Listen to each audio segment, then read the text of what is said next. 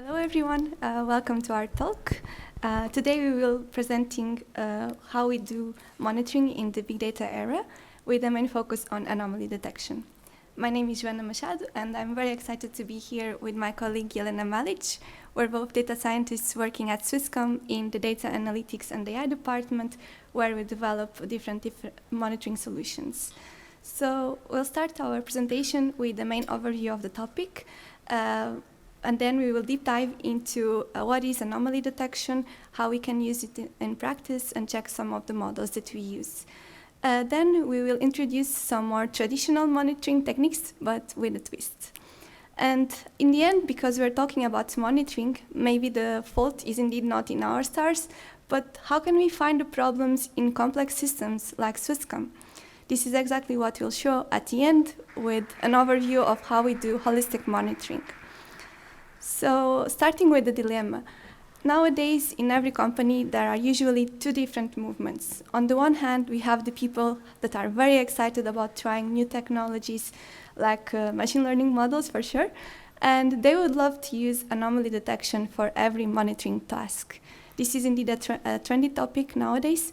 But on the other hand, we have the traditional experts who have been using simple methods like thresholds, and they claim they have served them well. So the question is any of this approach better than the other? Should we use anomaly detection always or consider other solutions? Stay tuned to hear more. So talking about the use cases, when we look at Swisscom in particular, being a telecommunication company, maybe you're thinking about the network, and yes, this is a big one, with billions of interactions per day. But that's not all. We also have millions of software interactions that happen behind the scenes when, for example, you order a new product in our website or change your contracts.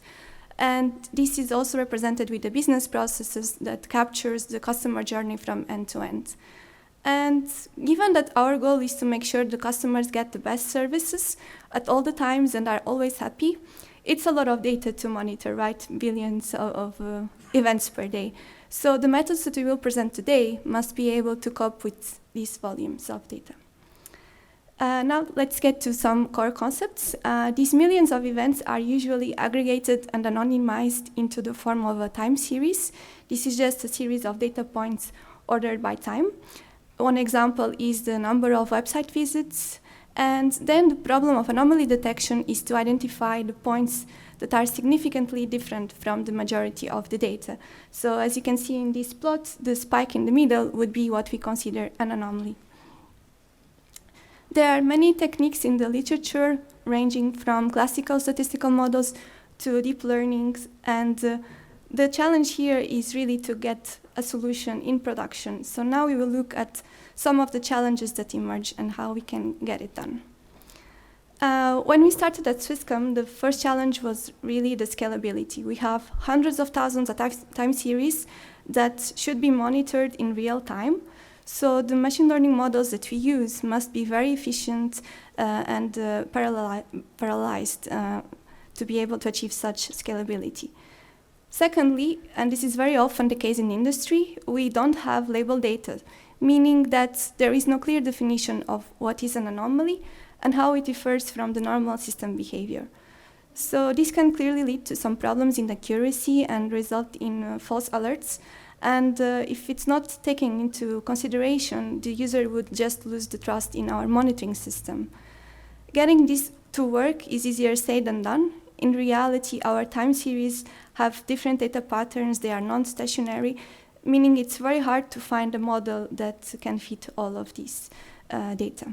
And lastly, because our goal is really to provide actionable alerts to the people, it's very important that the anomalies are interpretable and we can explain why the problem was detected.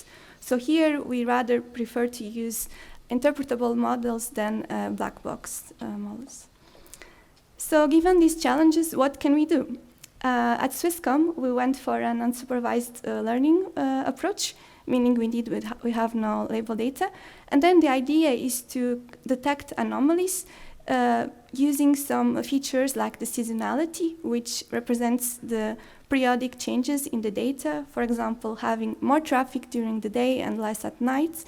and the trend, which is looking on a longer term and captures the increasing or decreasing behavior of the time series.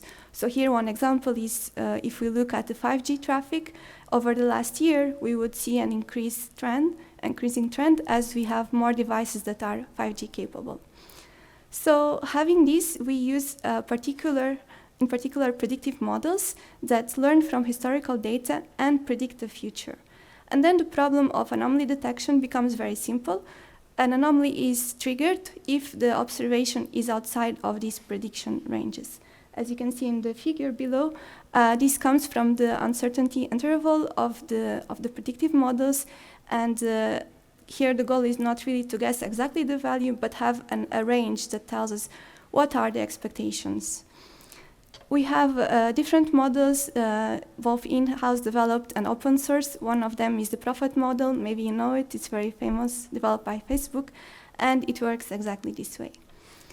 So we have models that are simple and very interpretable, but if we have to tune the hyperparameters manually, this is again preventing us from scaling. So here the solution is to automatically tune the value of the hyperparameters and also have a way to choose the best model for each time series automatically. Some solutions consist in checking the data distribution or getting some of the few feedback points from the users that tells us, oh, there are too many false positives, maybe you should change the model. Or something else that we do, which consists in injecting syntactic anomalies in the test sets and seeing how many of those are actually captured. With this, we can have some accuracy metrics like precision, recall, and F-score. So this gives us an approximation of how good our models are. Clearly, we cannot have just models in the wild without knowing what they do, even though we have no unlabeled data in most of the cases. This is also very important for the monitoring of the pipeline. Here, MLOps is a very big help. We use both techniques and best practices from these fields. And we do the machine learning operations. We automate all the development CI/CD steps of the pipeline and make sure it's always running smoothly throughout time. Clearly, this is very different than if you just do a Jupyter notebook and run it once. So let's have a look at how everything fits together. Our pipeline starts with the data sourcing. Here we have the time series. And the first step of the machine learning pipeline consists in the predictions. So we get this data, we clean it, we validate that the data quality is good enough. And then the second step is the training of the model and the predictions for the next day. Then in real time, we have the second part of the pipeline, which consists on the anomaly detection, where we get every new observation and compare it with the predictions done offline. This really simplifies the approach because we don't need to have the online models running for these hundreds of thousands of time series, although in some models that would be required. These anomalies are then grouped into outages and forwarded to the user in form of an alert. The user can go to our user interface to see more contextual information about this anomaly and provide feedback in case there is a false positive.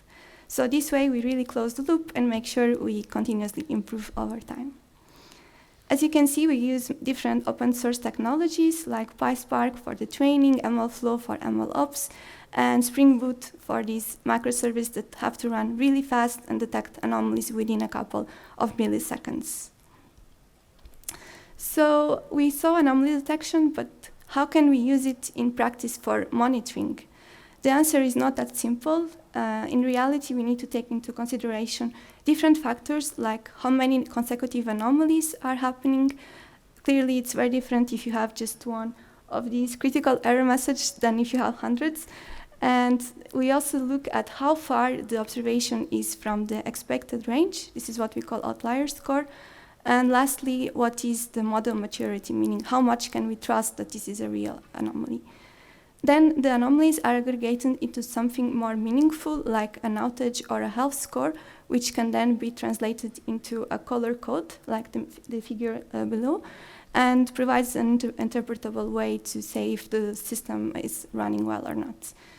Finally, when we look at complex systems, this is not enough. We need to make sure that we only alert the people that are really responsible by the service that has a problem.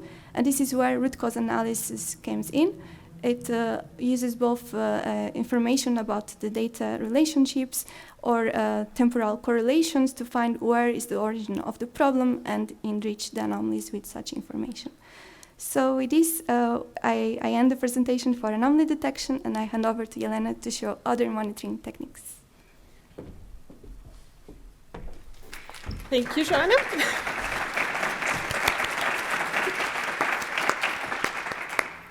So now we heard about the anomaly detection approaches that have machine learning that are very advanced. But what about the traditional monitoring methods? Does the fact that they're just named traditional mean that they're always outdated or somehow bad? Or there can be a particular use case for these monitoring methods still? So when we're looking at the traditional monitoring methods, the setup is still the same. We're still looking at the Swisscom data. We still have a huge amount of data. And one important part is that we focus on two challenges that were previously mentioned as they gain even more importance when looking at the traditional monitoring methods. And those are the generalization and the communication. Because with the traditional monitoring, it's a bit more difficult to somehow stay robust as the system evolves. And secondly, since these methods really use business knowledge, we have to have a closed loop with the domain experts in order to integrate this knowledge into the monitoring that we do. Now, we start with a simple example, the threshold-based approach. I guess all of you heard of it or maybe even used it. And this approach consists of different rules or heuristics that are derived from business knowledge. And these are used to say which behavior of a particular metric is considered a problem or not. We have one example on the screen, which tells that, for example, if we're looking at Swisscom's website, if we see that the number of errors within 5 minutes is larger than 100, we should say that there is a problem and alert someone. But this type of example is maybe not also great, because if we set a rule this way, there are many problematic situations that we might actually understand wrongly. If we have a discount and many users are trying to access Swisscom's website and actually the traffic is huge and we still have just 100 errors, that does not mean that we have an underlying problem. On the other hand, if there is one user that is really repeatedly trying to get their SIM card and failing all the time, even though their amount of errors could be 20 or 30, we would not alert and we might actually have a problem in our infrastructure. So the solution that we found, or at least improvement that we found, would be to use rates instead of the absolutes. As soon as we switch to the rates world, we see that the approach becomes much more robust towards the data distribution changes that might occur. Now, when we established this, we were actually lucky enough to find that there is such approach and there is an improvement to such approach that we can use and build on. And the approach is called SLI-SLO approach, which is based on Google SRE guidelines. And the idea is to formulate a generic customer-focused approach for monitoring metrics. What are SLIs, SLOs? Service level indicators, service level objectives. But what they represent are actually all of the terms that you heard already in the anomaly detection part. SLIs represent metrics. And these metrics are calculated in a particular way. We try to really observe the number of good events, then divide it with the number of all of the valid events that happened within a system. And we specifically try to make these metrics as customer-centric as possible. So we try to measure these good events as what the customer is experiencing, not some internal underlying software behavior, really the high-level customer experience. On the other hand, once we calculate this SLI, it would be really good to express what our expectation for the behavior of Swisscom systems are. And those are done using SLOs or targets. And we do that by saying that the value of this particular metric should always be within a particular range when we observe it like X% of the time that we're looking at. Now, this might be a bit abstract, so let's switch to a tastier example of an ice cream shop. And here we can see that SLIs can really represent many things. In this case, it can be just the time that it takes for a customer to get an ice cream in an ice cream shop. Then SLO, as we said, represents an expectation and a target. And we say that within a month, we hope that 90% of our customers will get their ice cream within 2 minutes. Now there is a complementary concept that we introduce here, which is the error budget. And this budget actually corresponds to the 10% that we're missing in the SLO. And what it describes is the, for example, possibility that the ice cream bucket that we are serving from becomes empty. And then the seller has to go and replace it before serving the next customer. So this usual operational behavior will unfortunately result in the customer getting the ice cream possibly a bit later than within these 2 minutes, but that does not mean that there is anything necessarily wrong with our system. This is just the behavior we still have to include in our monitoring not to alert wrongly. The second problem that I mentioned is the communication with the business experts. And here we actually found that the best solution is to encourage users to express themselves using self-service.